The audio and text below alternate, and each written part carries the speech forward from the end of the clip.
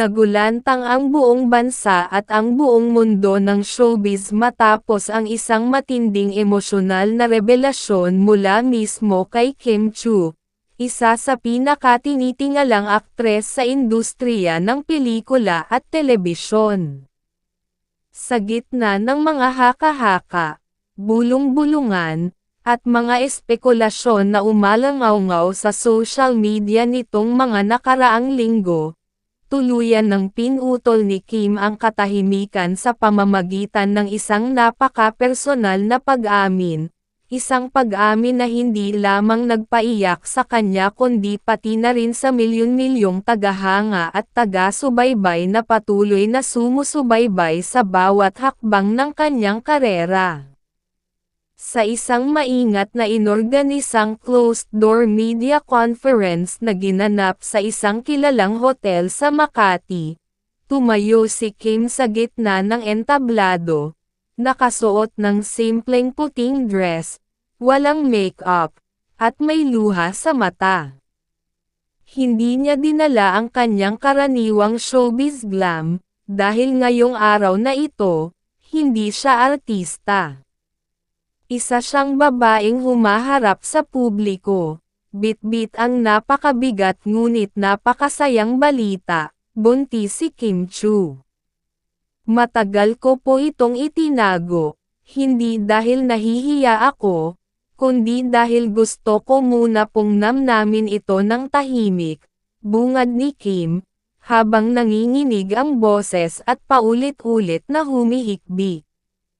Pero ngayon pong nakalipas na ang mga buwan ng katahimikan, gusto ko na pong sabihin sa inyo, ako po ay nagdadalang tao.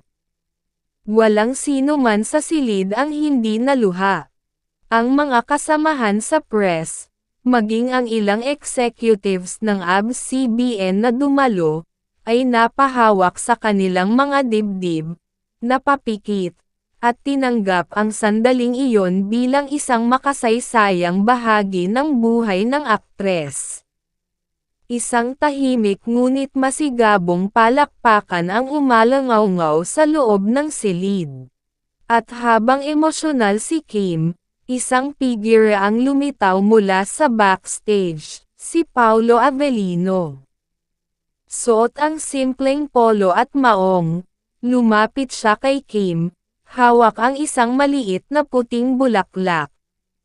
Yumuko siya at marahang hinalikan ang noo ng aktres, sabay hawak sa kanyang kamay. Ayon sa mga insider, si Paolo raw ang unang nakaalam ng pagbubuntis ni Kim at buong puso niya itong tinanggap. Noong sinabi ko sa kanya, hindi siya nagsalita agad.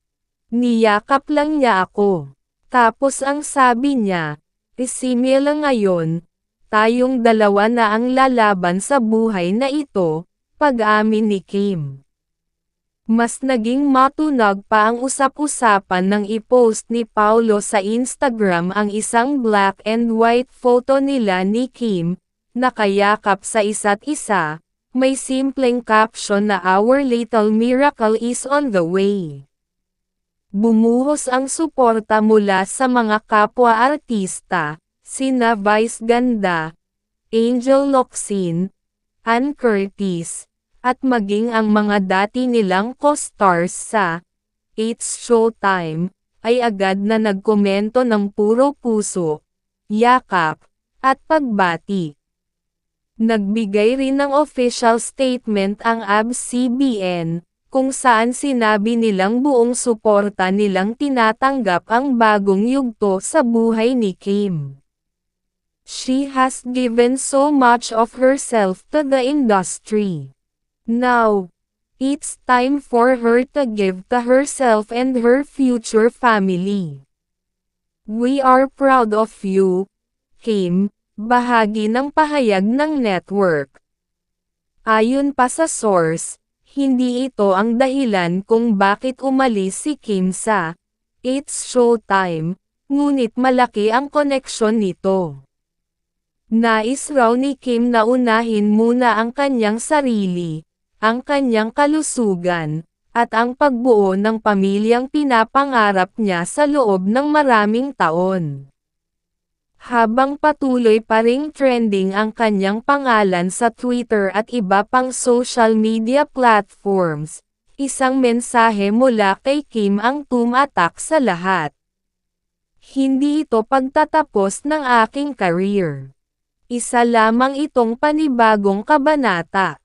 At sa kabanatang ito, ako ay magiging isang ina, at masaya akong sabihing kasama ko si Paulo sa bawat hakbang ng landas na tatahakin namin. At sa bawat salita niya, ramdam ang tapang, pagmamahal, at tunay na kaligayahan. Sa panahong puno ng ingay, tsismis, at espekulasyon, pinili ni Kim Chiu ang katotohanan, at sa katotohanang iyon, mas minahal pa siya ng bayan. Sa gitna ng tahimik na kaguluhan ng emosyon at suporta mula sa publiko, patuloy na umuukit ng bagong kasaysayan sa mundo ng showbiz ang buhay nina Kim Chiu at Paulo Avellino. Mat.